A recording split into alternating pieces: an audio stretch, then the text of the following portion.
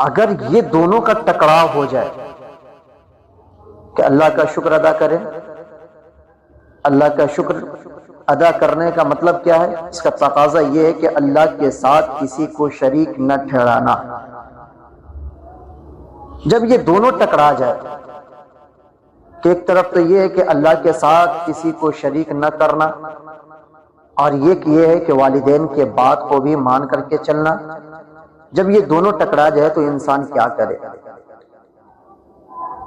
تو قرآن کریم کا انداز دیکھیے آپ کہ اللہ رب العزت نے فرمایا کہ اگر ایسا معاملہ آ جائے تو پھر انسان کیا کرے؟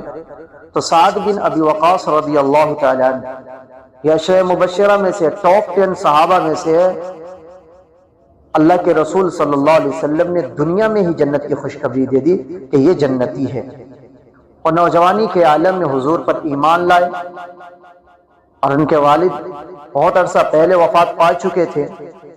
والدہ بہت پیار بہت لاڈ سے پرورش کی تھی۔ اب والدہ کہہ رہی ہے کہ تم اپنے والد کے دین کی طرف، تم بت پرستی کی طرف نہیں آؤ گے تو میں جان دے دوں گی۔ اب نوجوان اب کیا کرے یہاں پر؟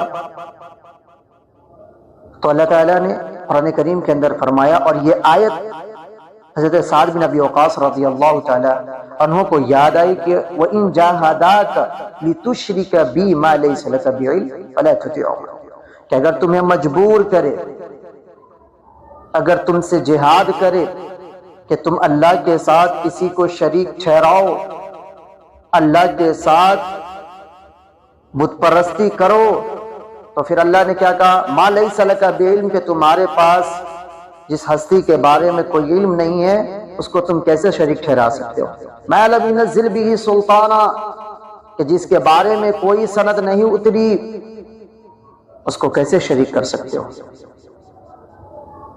اگر اللہ یہ کہہ دیتا کہ چلو یہ بھی میرے ساتھ شریک ہے، اس کی بھی عبادت کرو، اس کے لیے بھی سجدہ کر لیا کرو، تو یہ الگ بات ہے، لیکن اللہ تعالیٰ نے حضور اکرم صلی اللہ علیہ وسلم کی زبانی یہ کہلوایا ان کان للرحمن ولد، کہ اگر رحمان کا بیٹا ہوتا تو سب سے پہلے میں عبادت کرتا، لیکن رحمان کو نہ بیٹا ہے نہ بیٹی ہے۔ قل هو اللہ احد اللہ الصمد لم یلد ولم یولد ولم یکن له کفوا احد۔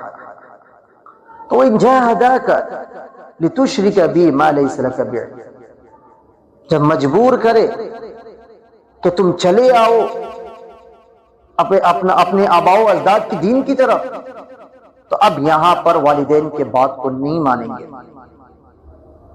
اللہ کے ساتھ ہم شریک نہیں ٹھہرا سکتے ہیں، ہم شرک نہیں کر سکتے ہیں، یہاں پر والدین کے بات کو نہیں مانیں گے۔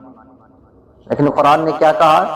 ایسا نہیں ہے کہ اگر وہ تمہیں مجبور کر رہے تو تم تو چھوڑو ہٹاؤ اس کے ساتھ اب نہیں رہیں گے، نہیں، صاحبہما فی الدنیا معروفا، کہ تم اس کے ساتھ حسن سلوک کرو، اس کے حقوق کو تم کیا کرو؟ پورے کرو، اس کے حقوق کو پہچانو، تمہارے ذمہ جو چیز ہے اس کو تم ضرور پورے کرو۔ لیکن مشرک بھی ہو، اگرچہ والدین مشرک ہے پھر بھی ہم اس کے ساتھ غلط بیہیویئر سے پیش نہیں آئیں گے، بلکہ ہم ان کی عزت کریں گے، ان کی خدمت کریں گے،